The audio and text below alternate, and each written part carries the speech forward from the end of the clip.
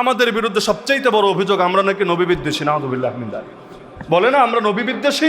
এখানে যারা আছেন আমাকে একজন পারলে হাত তুলে বলেন যে আমি নবী বিদ্বেষী, কেউ তো বলবে না। এমনকি আপনারা নাকি নবীদেরকে নিষ্পাপ মানেন না। কে মানেন না? হাত তুলেন। নবীদেরকে নিষ্পাপ মানেন না, কে পারলে হাত তুলেন। তাহলে এই যে সংসদের মতো জায়গায় দাঁড়িয়ে বলা হচ্ছে যে জামাত ইসলাম ইসমতে আম্বিয়া মানে না, মওদুদি ইসমতে আম্বিয়া মানে না। আরে যে ইসমতে আম্বিয়া মানে না সে তো ডাইরেক্ট কাফের। নবীদের নিষ্পাপ যদি না মানে সে তো কাফের। তাহলে কাফের বল, একদিকে বলবি নবী বিদ্বেষী, আরেকদিকে বলবি সাহাবী বিদ্বেষী, আরেকদিকে বলবি না তারাও মুসলমান। আরে বেটা, তোর আগের কথা আর পরের কথাই তো সাংঘর্ষিক।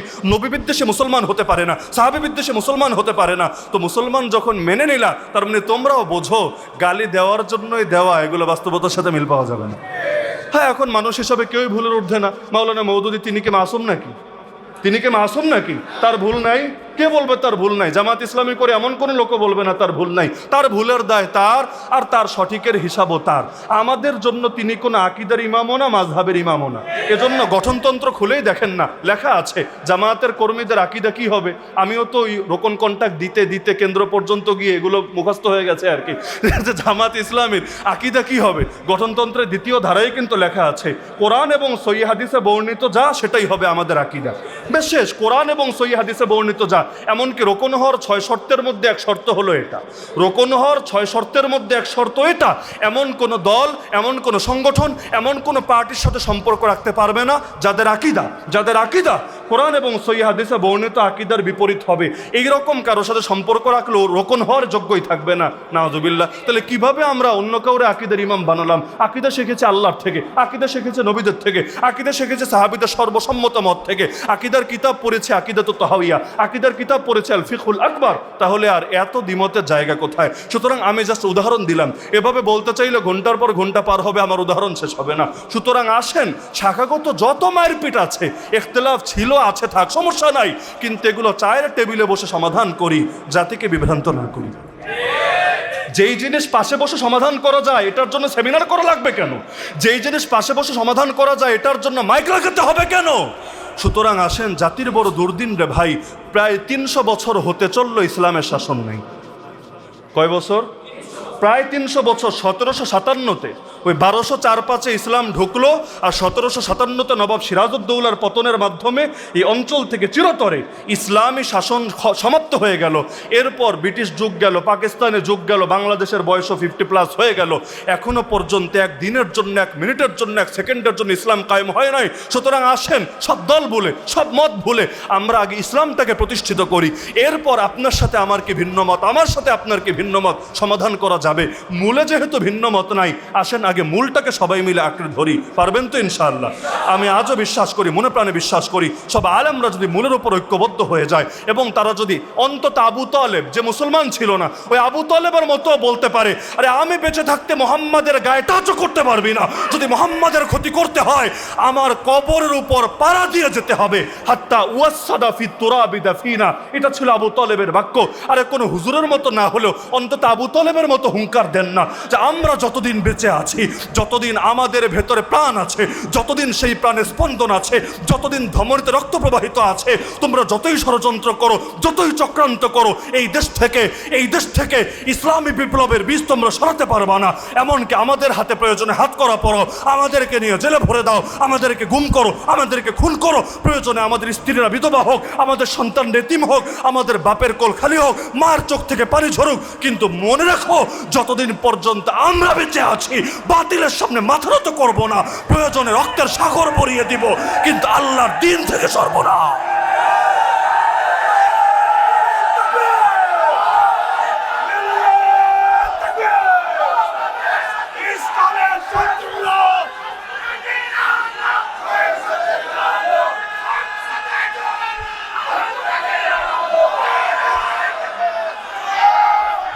হযরত উলামা ইকরামের প্রতি আমার সর্বশেষ বার্তা, আমরা সকলেই তো নবীর উত্তরাধিকারী, তাই না?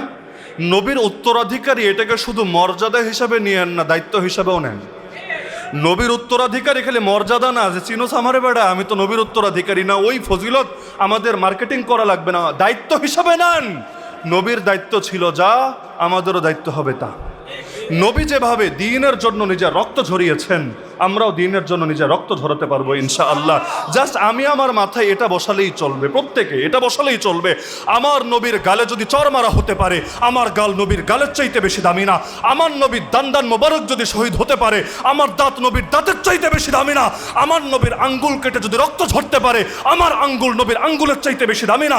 আমার নবীর গলায় চাদর পেঁচিয়ে শ্বাসরুদ্ধ করে নামাজের মধ্যে যদি হত্যা করার চেষ্টা হতে পারে, আরে আমার গলা নবীর গলার চাইতে বেশি দামি না। আমার নবী যদি ক্ষুধার জ্বালায় পেটে পাথর বাঁধতে পারে, আরে আমার পেট নবীর পেটের চাইতে বেশি দামি না। আমার নবী যদি 3 বছরের বেশি জেল খাটতে পারে, অবরুদ্ধ থাকতে পারে, আমার জীবনের বছরগুলো নবীর চাইতে বেশি দামি না। আমার নবী যদি নিজের দেশ ত্যাগ করতে বাধ্য হতে পারে, আরে আমার গৃহ, আমার এলাকা, আমার সমাজ, আমার থানা, আমার জেলা কোনোটাই নবীর চাইতে বেশি দামি না। এমনকি এত কিছুর পরও আমার নবী যদি দ্বীনের পথ না ছাড়ে, আমরাও পাপী উম্মত নবীর দেখানো আদর্শ অনুসারে কিছুতেই দ্বীনের পথ ছাড়তে পারি না। তাহলে আমাদের সকলের প্রেরণা হোক এটা, নাহনুল্লাযীনা বায়াউ মুহাম্মাদা আলাল জিহাদি মা বাকিনা আবাদা। আমরাই সেই জাতি যারা মুহাম্মদ সাল্লাল্লাহু আলাইহি ওয়াসাল্লামের হাতে হাত রেখে বায়াত করেছি, যতদিন বেঁচে থাকবো জিহাদের পথ ছাড়বো না। তো আমরা তো আর ডাইরেক্ট নবীর হাতে হাত রেখে বায়াতবদ্ধ হতে পারলাম না, কিন্তু আমরা অন্তত নবীর কোন অনুসারীর হাতে হাত রেখে তো বায়াতবদ্ধ হতে পারবো যে ইনশাল্লাহ যতদিন বেঁচে থাকবো দিন কায়েমের পথ আমরা ছাড়বো না। এতে যদি খালেদ বিন ওয়ালিদ হওয়া লাগে তাও হব, যদি বেলালে হাবশি হওয়া লাগে তাও হব, যদি তয়েফের মতো মাইরি খাওয়া লাগে তাও আলহামদুলিল্লাহ, আর যদি বদরের মতো কখনো দেওয়া লাগে তাও আলহামদুলিল্লাহ। আমরা যদি বিজয় দেখে যেতে না পারি, সুমাইয়া রাদিয়াল্লাহু আনহার মতো আগেই শহীদ হয়ে যাই তাও আলহামদুলিল্লাহ।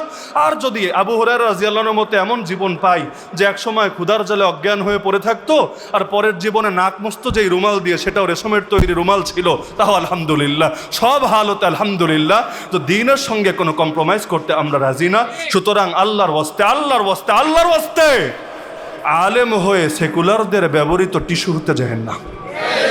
দ্বীনের জন্য কিছু করতে যদি নাও পারেন, অন্তত দ্বীনের বিরোধীদের হাতকে শক্তিশালী করতে যায় না। না হলে আপনারা চলে যাবেন, ইতিহাস লিখবে কিছু মীর জাফর, কিছু মীর সাদেক, তারা যুগে যুগে এভাবেই বিভ্রান্ত করেছিল জাতিকে। একটা ফতোয়া কখনো দ্বীনের বিজয়কে এগিয়ে দিতে পারে, আবার একটা ফতোয়া দ্বীনের বিজয়কে অনেক পিছিয়ে দিতে পারে। সুতরাং আল্লাহর ওয়াস্তে, আল্লাহর ওয়াস্তে দিন কায়েমের কাফেলার সঙ্গী থাকেন। তাও যদি না পারেন অন্তত পথে কাটা বিছায়েন না।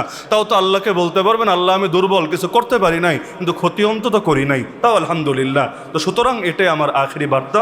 তো বিদ্যমান প্রেক্ষাপটে, দেশের প্রেক্ষাপট আগের চাইতে অনেকটা ভালো আলহামদুলিল্লাহ, কিন্তু আগামী দিনে কয়দিনেই ভালো থাকবে এটা আল্লাহ ছাড়া কেউ জানে না। আমরাও হর হালতে সব কিছুর জন্য রেডি থাকি আলহামদুলিল্লাহ। সুতরাং আসেন আগামী দিনে চূড়ান্ত লড়াইয়ের জন্য প্রস্তুত হই ইনশাআল্লাহ। আলেমদের নেতৃত্বে এই জাতি চলবে ইনশাআল্লাহ। আল্লাহ সবাইকে তৌফিক দান করুন। যারা কষ্ট করে স্বল্প সময়ের প্রস্তুতিতে আজকের এই আয়োজনকে সার্থক করেছেন, আল্লাহ সবাইকে উত্তম বিনিময় দান করুন। আর এই বগুড়া জেলা উলামা মাশায়েখ পরিষদকে আল্লাহ তাআলা তাদের চূড়ান্ত সফলতার সর্বোচ্চ স্তরে উপনীত হওয়ার তৌফিক দান করুন। আমিন। ওয়া আখিরু দাওয়ানা আনিল হামদুলিল্লাহি রাব্বিল আলামিন।